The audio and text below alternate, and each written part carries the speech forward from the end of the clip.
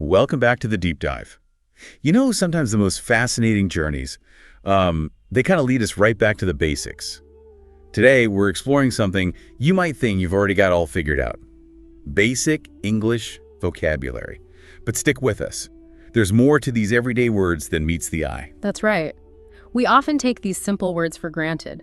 But diving a little deeper, we can uncover some cultural nuances and even some practical tips that can significantly impact how you actually communicate in English. We've got excerpts from Language Lounge, which is a podcast designed for English beginners, and they are covering like all the essentials. Greetings, numbers, common nouns, verbs. I mean, these are like the building blocks of any language, really. And that's where we come in. So we're going to dissect those building blocks, and we're going to see how they actually fit into the bigger picture of, fluent English communication. All right, so let's start with greetings. Language Lounge really hammers home the idea that those first words that you say can really set the tone for any interaction. Exactly. Greetings are so much more than just words. They're actually cultural cues. So, like, a simple hello can signal respect. It can establish a level of formality and even hint at the relationship between two people. It's like they're like little cultural handshakes, right? Mm-hmm. They're kind of signaling, hey, I'm here and I'm playing by the rules. That's a great way to put it. And think about how those rules, how they change depending on where you are in the world. In some cultures, a formal greeting is kind of expected, even among close friends, while other cultures are much more casual. So even something as simple as hello or hey carries a lot of weight. And, the podcast gives the example of meeting a friend at a coffee shop. Hi, how's it going? Yeah. It seems so natural, but I never thought about how those little follow-up questions like, how are you, actually play a huge role. It's fascinating how those little questions, while often answered with just a simple, fine, thanks, actually demonstrate genuine interest. And they're essential for building rapport, especially in English-speaking cultures. It's like saying, I acknowledge you and I care about your well-being, even if it's just for a moment. So it's less about getting a detailed rundown of their day and more about making that connection. Okay, let's move on to numbers and time. The podcast highlights how practical they are. I mean, we use them every single day. Absolutely. Whether it's asking for quantities at a grocery store, understanding prices, or even navigating schedules, numbers are non-negotiable. Mastering them is really key to feeling confident in so many everyday situations. Yeah, the podcast gives a great example. Let's say you're meeting a friend at a cafe and you ask, what time do you plan to get here? And they reply, I'll be there around 5. Now, around 5 is interesting to me because it's not really precise, is it? You've hit on something really important there. Cultural perceptions of time. What around 5 means can vary greatly depending on the cultural context. It could be a 5-minute window, it could be 10 minutes, or even longer. This is where things get really interesting for English learners. So it's not enough to just know the words for numbers. You have to actually understand the unspoken rules of punctuality in that culture. Exactly. This is where language learning goes beyond just memorization and becomes about understanding a culture's values and behaviors. That's where the deep dive gets really deep. Okay, next we're looking at common nouns and verbs. And the podcast uses examples like table, chair, phone, things we encounter, all the time. They seem pretty straightforward, but I'm guessing there's more to it. You're right. These basic nouns and verbs might seem simple, but they're the foundation upon which you build your understanding of everything else. It's about categorizing the world around us, creating those fundamental building blocks for communication. It's like learning the basic shapes, before you can draw anything complex. Right? Exactly. And there's something called semantic fields that come into play here. A semantic field is basically just a group of words related in meaning. So table, chair, and sofa all belong to the semantic field of furniture. So by learning these basic nouns and verbs, we're actually setting ourselves up to understand and learn more complex words within those categories. Precisely. It's like having a mental filing system that you're constantly adding to as you encounter new vocabulary. That makes a lot of sense. It's like learning to speak English in a much more organized and efficient way. Okay, I'm liking this. The podcast also shows how these basic words are used in context, like ordering chicken soup at a restaurant or looking for a blue shirt in a store. And that blue shirt example makes me think about adjectives. They add so much detail, don't they? Absolutely. Adjectives are like the paintbrushes of language. They're adding color and specificity to our communication. They help us distinguish between things, and they help us express our preferences. Imagine trying to describe something without them. it would be pretty bland. It's like trying to paint a picture with only one color. Mm. So mastering adjectives, it's about more than just expanding your vocabulary. It's about being able to paint those vivid pictures with your words. Exactly. It's about making your communication more precise, more engaging, and more effective overall. All right, let's wrap up this part of our deep dive with those magic words that we all learn as kids, polite expressions. Mm-hmm. And Language Lounge puts a lot of emphasis on please, thank you, and excuse me. And they're right to do so. In English-speaking societies, these polite expressions, they carry a lot of weight. They demonstrate respect, they demonstrate consideration, and an understanding of social norms. And using them can completely change the tone of an interaction. The podcast gives a scenario of asking a vendor for a price at a busy market. I imagine that, makes all the difference in getting their attention politely and showing respect for their time. Absolutely. It's about acknowledging that you're interrupting their flow. And it shows that you value their attention. It sets a much more positive tone for the entire exchange. So it's not just about being polite. It's about creating a smoother, more pleasant interaction for everyone involved. I can see how this would be especially important in a new culture, where you're trying to make a good first impression. Exactly. And remember, there are other essential polite expressions that can enhance your interactions. You're welcome, I'm sorry, and may I? These seemingly small phrases can significantly impact how you're perceived and how smoothly your conversations flow. It's amazing how much thought and intention goes into even the simplest words and phrases that we use in English. It's like there's this whole unspoken code of conduct woven into the language. That's a great observation. And it's something that we often overlook when we just focus on, memorizing vocabulary lists. But when you start to understand those cultural nuances, you unlock a whole new level of fluency and understanding. It's like learning the secret handshake of a culture, isn't it? Yeah. You're not just speaking the language, you're speaking it in a way that shows respect, builds rapport, and opens doors to deeper connections. Exactly. And that's what makes this deep dive into basic English vocabulary so fascinating. We're uncovering the hidden layers of meaning and the cultural context that makes these words so much more than just tools for communication. I'm already seeing these everyday words in a whole new light. All right, so we've covered a lot of ground in this first part of our deep dive. We have, but there's so much more to explore. In the next part, we'll delve into how these basic words can actually accelerate your overall language learning and help you achieve fluency faster. So stay tuned, because we're just getting started with this deep dive into the fascinating world of basic English vocabulary. It's funny how we call this, basic English vocabulary. I know, right? Because as we were seeing, it's anything but.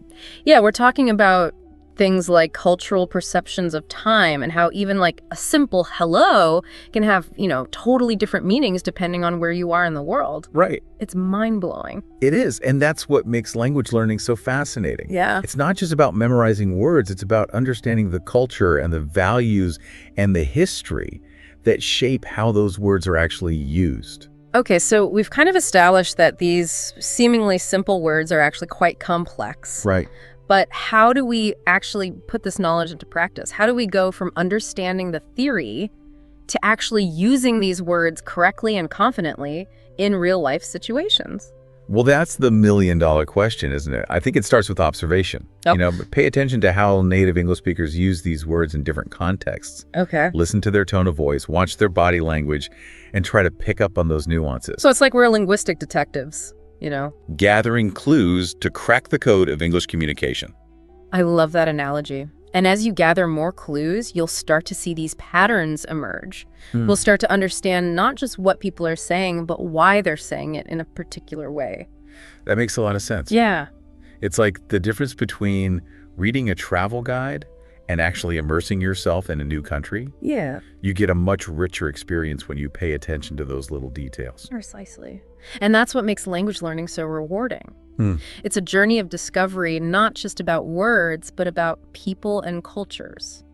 Speaking of practice, the Language Lounge podcast also emphasizes the importance of, finding opportunities to actually speak with native English speakers. Oh, absolutely. Even if it's just for a few minutes at a time, those interactions can be so valuable. Absolutely. The more you use these words in context, the more natural they'll become. Think of it like learning to play a musical instrument. At first, you might stumble and hit a few wrong notes, but with consistent practice, you'll start to play more smoothly and more confidently. And eventually you'll be able to improvise and express yourself freely without even thinking about it. Exactly. That's the goal, isn't it? To reach a level of fluency where you can communicate your thoughts and ideas effortlessly without being held back by, grammatical rules or vocabulary gaps. It's like the difference between reading sheet music and actually feeling the music flow through you. What's also interesting is how the Language Lounge podcast highlights the connection between learning basic vocabulary and overall language acquisition. Okay. They suggest that mastering these fundamental words can actually accelerate your progress in other areas of English, like grammar and pronunciation. That's fascinating. So it's not just about having like a bigger vocabulary, it's about developing a stronger foundation for language learning as a whole. Exactly. Think of it like building a house. All right. You need a solid foundation to support the rest of the structure. And in the same way, mastering basic English vocabulary provides a strong foundation for your overall language skills to grow. That's a great analogy. It's like we're laying the groundwork for future success in English.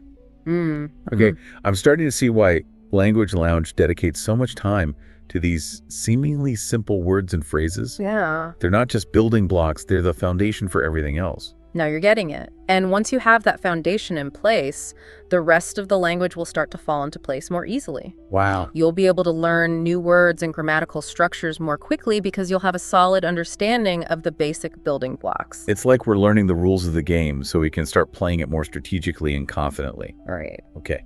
I'm definitely feeling more motivated to master this basic English vocabulary now. It's not just about sounding like a native speaker. Right. It's about unlocking a whole new level of understanding and fluency. Exactly. And it's something that anyone can achieve with practice and a curious mind. Yeah. Don't be afraid to make mistakes. Embrace the journey and remember to celebrate your progress along the way. You know what I'm also starting to realize is that it's not just about learning the words themselves. Right. It's about understanding how those words reflect the culture and the history of English-speaking societies. That's such an important point. Language and culture are inextricably intertwined. Wow. Every word, every phrase carries with it a history, a story, a set of cultural values and beliefs. It's like we're not just learning a language. Yeah. We're learning a whole new way of seeing the world. And that's what makes language learning so transformative. It's not just about communication, it's about expanding your horizons, challenging your assumptions, and opening yourself up to new perspectives. So in a way, mastering basic English vocabulary is about more than just speaking correctly. Yes. It's about becoming a more well-rounded and culturally aware individual. Absolutely. It's about developing a deeper understanding of yourself and the world around you. It's about building bridges of understanding and empathy across cultures. Okay, I'm officially hooked. This deep dive has taken us from the seemingly mundane world of basic English vocabulary to some pretty profound insights about language, culture, and human connection. I'm glad to hear it. And there's still more to come. Ooh. In the next part of our deep dive, we'll explore the practical applications of this knowledge and how you can actually use it to enhance your interactions in English-speaking environments. I can't wait. This is turning out to be a much more exciting journey than I initially anticipated. All right, dear listener, stay tuned for the final part of our deep dive, where we'll bring all these insights together and leave you with some actionable takeaways. Okay, so we've spent this whole deep dive uncovering all these hidden depths of, basic English vocabulary. But what does this all actually mean for you, the listener? Why should you care about these subtle nuances and all these cultural connections? Well, because it's about so much more than just speaking correctly. It's about making those everyday interactions, smoother, more meaningful, and dare I say, more enjoyable. Whether you're just ordering a coffee, asking for directions, or even just simply greeting someone, using these basic words and phrases with this awareness can make a world of difference. It's like you're not just speaking the language, you're speaking with the culture. Right. You're showing respect, building rapport, and kind of opening the door to deeper connections. Exactly. Imagine you're traveling to an English-speaking country. By mastering these basics and understanding those cultural implications, you'll be able to navigate new situations with confidence. You'll be able to connect with locals authentically and really, truly immerse yourself in the whole experience. I'm getting it. Okay. It's like having a secret decoder ring for like a whole new world of communication. And the best part is, anyone can unlock this secret codes with just a little bit of effort and a curious mind. Absolutely. And remember, it's a journey, not a destination. Embrace those inevitable stumbles and fumbles as just part of the learning process. You know, every step that you take brings you closer to fluency and cultural understanding. Speaking of journeys, now that we've explored how English culture kind of shapes all these basic words, I'm wondering, how does your native language and culture influence the way you use and understand English? What kind of unique perspectives and insights do you bring to the table? Oh, that's a fantastic question. And that's a question for every listener to kind of ponder, really. Yeah. We all come to English with our own, linguistic and cultural background, and that's something to celebrate. That's what makes the language so rich and diverse. It's like adding a new spice to a recipe, Yeah. right? It might change the flavor, but in a good way. It brings new dimensions and nuances and makes the dish even more interesting, more delicious. I love that analogy. And by embracing those differences, we can learn from each other. We can expand our own perspectives and just really appreciate the beauty of diversity in language and culture. This has been such an eye-opening deep dive. Oh. I mean, we started with what seemed like simple vocabulary, I know, right? but it's taken us on this fascinating journey through cultural nuances and linguistic insights. I mean, even to like personal reflection. Yeah. It's a great reminder that language is more than just words. It's a reflection of who we are, where we come from, and how we connect with the world around us. So, dear listener, keep diving deep, keep exploring, keep that curiosity alive. Even in the seemingly simple world of basic English vocabulary, there's always something new to discover. Until next time, keep those conversations flowing and those connections growing. And keep those pleases and thank yous coming. We'll see you on our next deep dive.